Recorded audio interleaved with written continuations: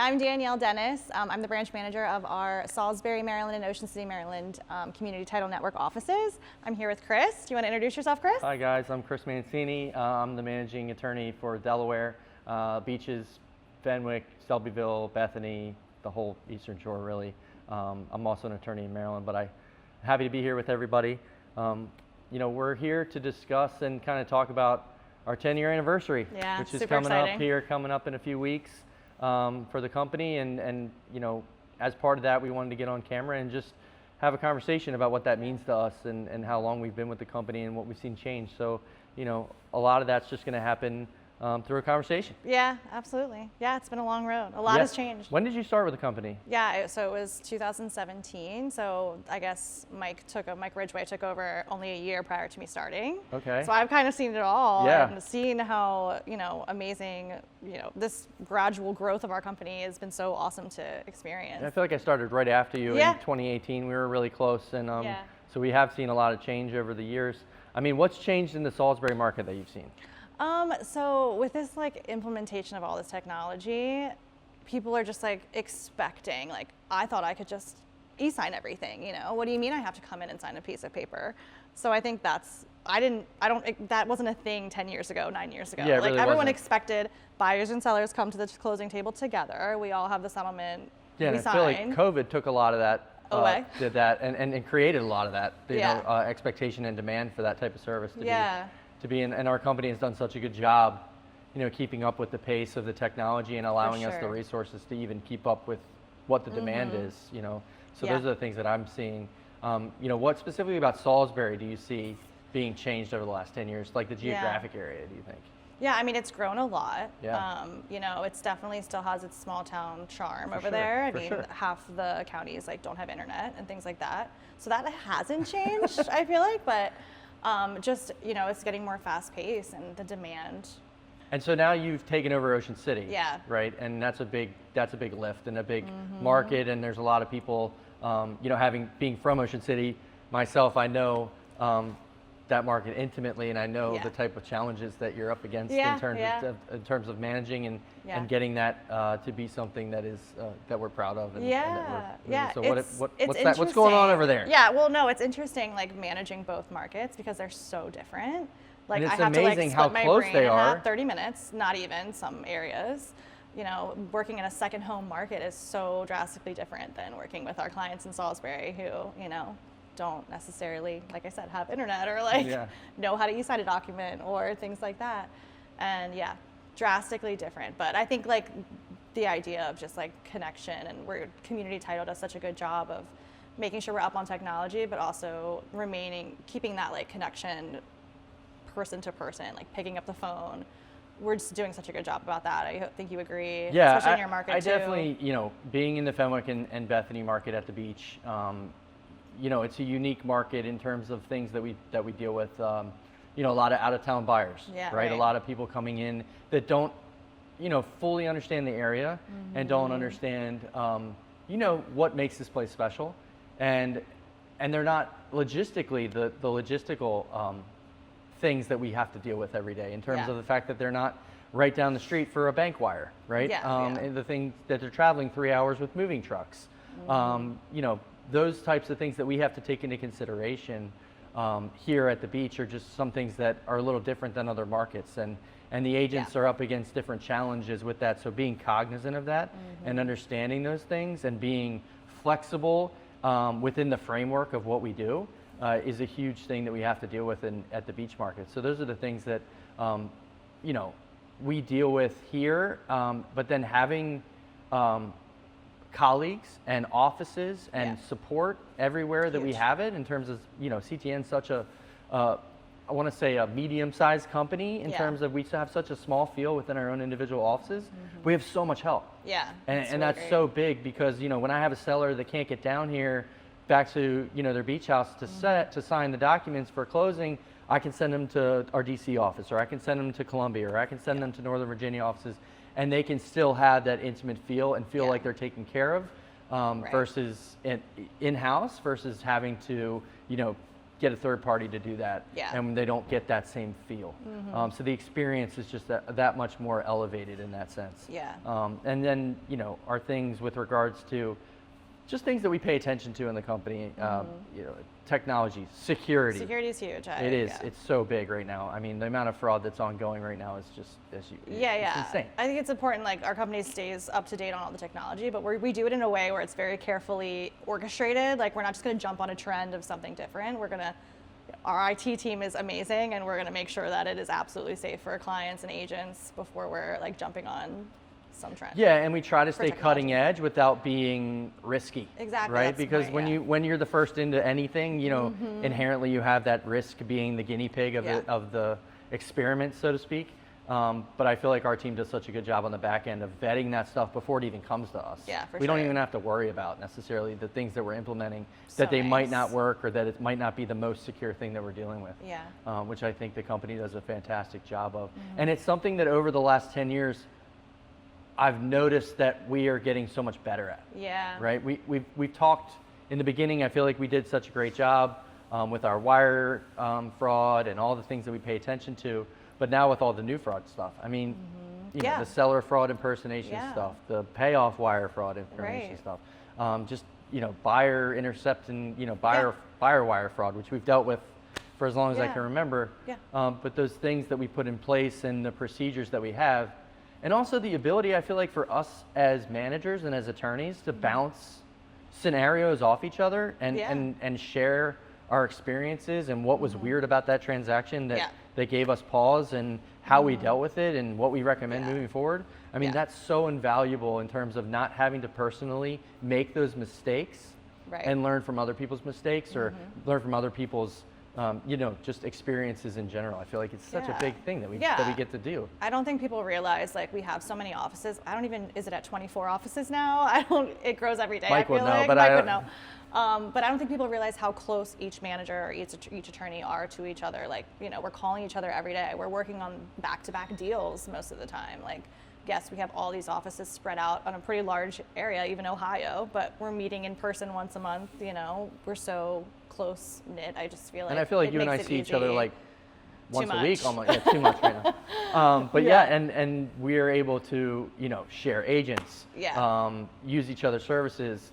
Our staffs are able to get together, and they know each other really well, which is always nice, because that gives that personal touch to, you know, just the camaraderie of our offices, and even the agents that we work with. I mean, a lot of them are just crossover, right? Like they, you know, things that the people that I know through Steve that he's given to me, people that I work with in Delaware that have Ocean City deals and Salisbury deals, and, you know, Laurel deals, even in the West Sussex County, where it kind of crosses really close to that Salisbury market.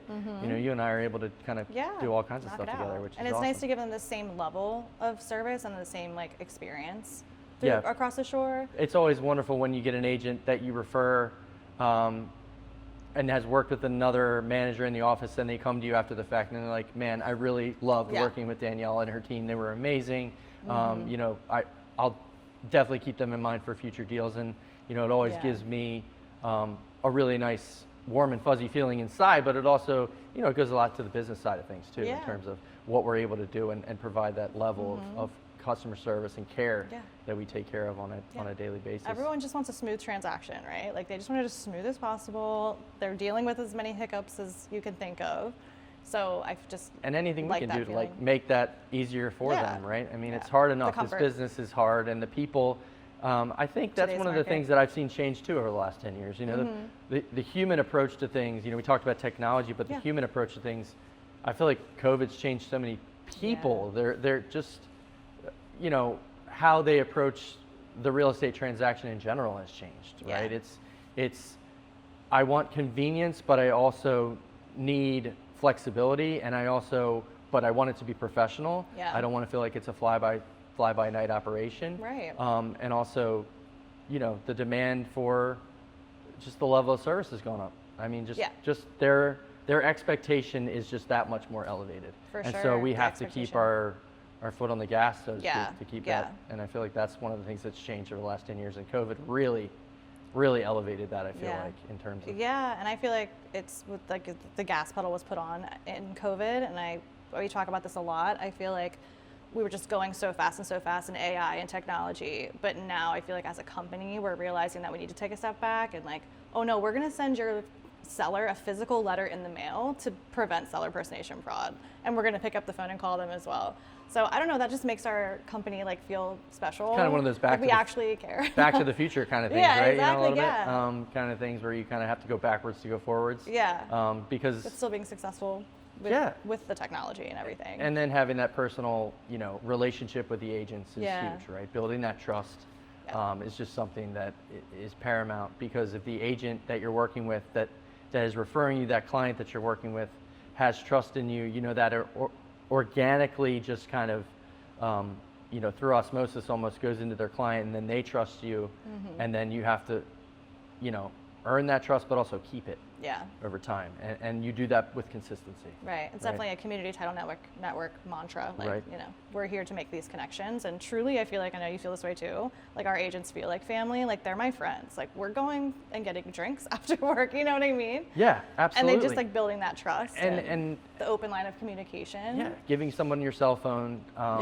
so, you know, giving an agent your cell phone is just one of those things that's like, it builds such a relationship. I mean, I can't tell you how many times I've given an agent my cell phone, and they're like, "Really?" I know. Like, are you sure? And like, I'm like, "Yeah." I mean, it's kind of what we do. Like I'm gonna just run into you all the time. You're gonna call me at 7, and that's okay. I won't answer if the kids are screaming. But you know what I mean. But it builds that familial relationship. It builds that trust. It builds that just rock solid foundation that you need to be successful in this business. I feel like. But, on the shore specifically, for sure. Yeah, I think one of the things that that society as a whole wants us to focus on, and you get inundated with this AI movement, right? And all things AI and automation and ease of things. But at the end of the day, I also feel like there's a real calling right now for people to have that personal touch, right? Person to person.